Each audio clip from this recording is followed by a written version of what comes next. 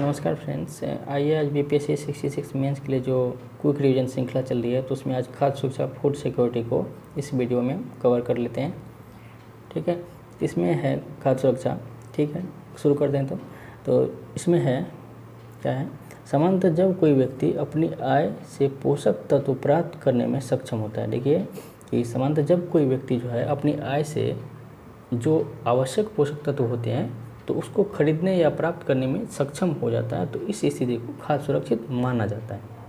ठीक है, तो अब योजना आयोग के देखिए, योजना आयोग के अनुसार इस पर क्या परिभाषा मतलब सेट किया गया है। तो इसके अनुसार क्या है, प्रति व्यक्ति जो है प्रतिदिन की ऊर्जा उपभोग, मतलब प्रति एक व्यक्ति जो है प्रतिदिन कितना ऊर्जा उपभोग करता है, इसके अनुसार पे खाद्य सुरक्षा का आधार माना गया है। जैसे कि ग्रामीण में 2400 कैलोरी का अगर इसको मिल रहा है प्रत्येक आदमी को तो वो खाद्य सुरक्षित माना जाएगा, और शहरी में 2100 कैलोरी का।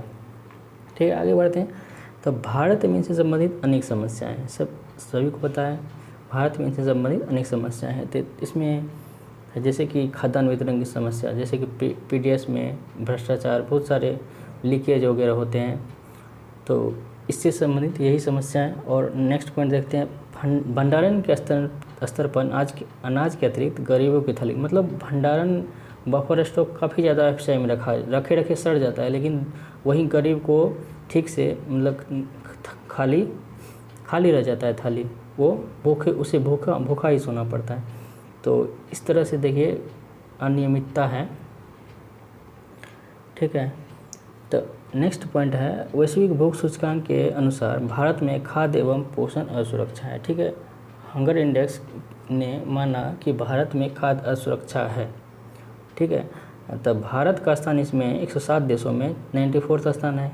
ठीक है, जो कि गंभीर भूख को दर्शाता है वैश्विक भूख सूचकांक के अनुसार। ठीक है, नेक्स्ट पॉइंट है, केंद्र एवं राज्य स्तर पर 30% खाद्यान्न, ये तो सभी को पता है बहुत ज़्यादा बर्बादी होता है। इंडिया उन देशों में शुमार शामिल है जिसमें खाद्यान्न की बर्बादी बहुत ही ज़्यादा होता है। नेक्स्ट पॉइंट है बढ़ती जनसंख्या। ठीक है, ये तो सबसे बड़ी कंसर्न है। उसके बाद जलवायु परिवर्तन कारण मौसमी की अनियमितता, जैसे कि जलवायु परिवर्तन हो रहा है, मानसून का लेट होना, प्री मानसून आ जाना, जिससे मतलब कृषि का अच्छा से नहीं हो पाता है। ठीक है, इसके बाद सरकारी योजना का दोषपूर्ण क्रियान्वयन, देखिए सरकारी योजना का दोषपूर्ण क्रियान्वयन इसी के कारण तो ये मतलब बफर स्टॉक सड़ रहा है, लेकिन दूसरे और गरीब को नहीं मिल पा रहा। तो यही है सरकारी योजना का दोषपूर्ण क्रियान्वयन। ठीक है, उसके बाद अशिक्षा। ठीक है, अब नेक्स्ट देखते हैं, तो इन कारणों में भारत में खाद्य सुरक्षा की स्थिति पाई जाती है। ठीक है, अब देखते हैं WHO तथा FAO के अनुसार खाद्य सुरक्षा के लिए 4 शर्त आवश्यक है। ठीक है, ये बहुत ही इंपॉर्टेंट है, ये आपको लिखना चाहिए। ठीक है, तो इसमें है सबसे पहली बात ये इसमें यह है कि खाद्यान्न की उपलब्धता होना चाहिए। खाद्यान्न सबसे पहले उपलब्ध होना चाहिए। खाद्य सुरक्षा के लिए सबसे मेन शर्त यही है कि खाद्यान्न आपके पास उपलब्ध हो।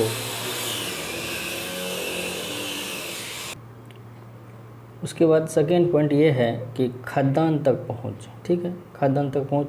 ठीक है, थर्ड पॉइंट है खाद्यान्न की मात्रा, जैसे कि वह नियत गरीब भी खाद्यान्न खरीद सके। उसके बाद निरंतर लगातार होना चाहिए, ऐसे नहीं कि 2 महीना दिया फिर छोड़ दिया। तो इस तरह से आधार 4 शर्त आवश्यक किया गया है FAO के अनुसार। ठीक है, खाद्य सुरक्षा के लिए। तो भारत में ये सभी चारों पक्ष मौजूद हुए हैं, फिर भी दोषपूर्ण क्रियान्वयन के कारण भारत में असुरक्षा पाई जाती है। देखिए, ठीक है, सही बात बोला कि दोषपूर्ण क्रियान्वयन जिसके कारण देखिए FCI में फूड सड़ रहा होता है, लेकिन गरीब का थाली खाली रहता है। तो इस तरह से भारत जो है खाद्य असुरक्षा से प्रभावित है। इसी निम्न आंकड़ों से हम देख सकते हैं। देखिए इस पे हम आंकड़े देते हैं अब, तो इस पे है गरीबी रेखा से नीचे अभी तक जनसंख्या 21.9% जनसंख्या गरीबी रेखा से नीचे अभी तक है। ठीक है, सेकेंड पॉइंट इसमें लिखेंगे भूख सूचकांक में, देखिए इतना परसेंट, मतलब 107 देशों में 94 स्थान है, जो कि बहुत ही गंभीर स्थिति को दर्शाता है। उसके बाद 1/6 जनसंख्या जो है बहुत कम पोषित है। उसके बाद नेक्स्ट पॉइंट है प्रत्येक 4 में से 1 बच्चा कुपोषित यहाँ पे हो रहा है इंडिया में। उसके बाद शिशु मृत्यु दर 30%, विश्व का 30% भारत में ही हो रहा है। फिलहाल अभी तो थोड़ा सा कम हुआ है, फिर भी विश्व का सबसे ज़्यादा मतलब शिशु मृत्यु दर भारत में ही है। इस प्रकार भूख समस्या तथा खाद्य सुरक्षा के लिए सरकार द्वारा अनेक कदम उठाए जा रहे हैं। ठीक है, अब देखिए इस खाद्य सुरक्षा के लिए अनेक कदम उठाए जाते हैं। इसमें है जन वितरण प्रणाली, ये 1960 के दशक में आवश्यक संसाधन को कम मूल्य पर उपलब्ध कराना इसका अध्यक्ष है। इसको सुधार करते हुए टारगेटेड पब्लिक डिस्ट्रीब्यूशन सिस्टम की शुरुआत 1997 में की गई थी। उसके बाद अंत्योदय अन्न योजना शुरू की गई थी। इस तरह से लिख सकते हैं। नेक्स्ट पॉइंट है राष्ट्रीय खाद्य सुरक्षा अधिनियम 2013। इस कानून के तहत जैसे ग्रामीण क्षेत्र को 75% तथा शहरी क्षेत्र में 50% को अनाज उपलब्ध करना। इसे ग्रामीण क्षेत्र को वरीयता क्षेत्र भी कहा जाता है। ठीक है, वरीयता क्षेत्र में 65% और वर्तमान में टोटल इस दोनों को मिलाकर टोटल में 80 करोड़ से अधिक जनसंख्या को इसमें शामिल किया गया, जिसे खाद्यान्न दिया जाता है। ठीक है, उपलब्ध करवाया जाता है इसके लिए खाद्य सुरक्षा के लिए। नेक्स्ट पॉइंट है थर्ड देखिए आंगनबाड़ी केंद्र।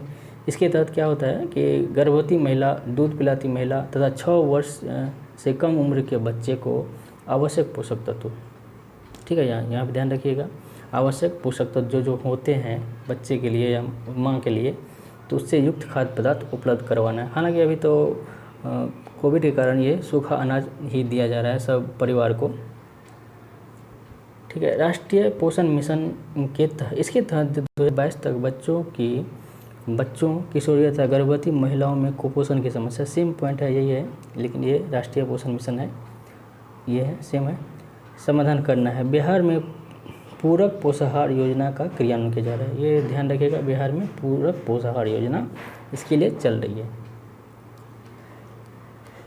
इन योजनाओं के माध्यम से खाद्य सुरक्षा सुनिश्चित किया जा रहा है, लेकिन क्रियान्वयन में अनेक समस्याएं हैं जिसे निम्न प्रकार से सुधारा जा रहा है। ठीक है, अब देखिए पीडीएस में सुधार किया जा रहा है। जैसे कि संता कुमार समिति की सिफारिश पे सब्सिडी स्कीम चालू किया गया था पांडिचेरी, चंडीगढ़ दादर नगर हवेली, जिसके तहत ये कहा गया था कि हम जनता को पैसे दे देंगे उतना, ठीक है, तो वो अपना बाज़ार से सामान खरीद लेगा सब्सिडी के तहत।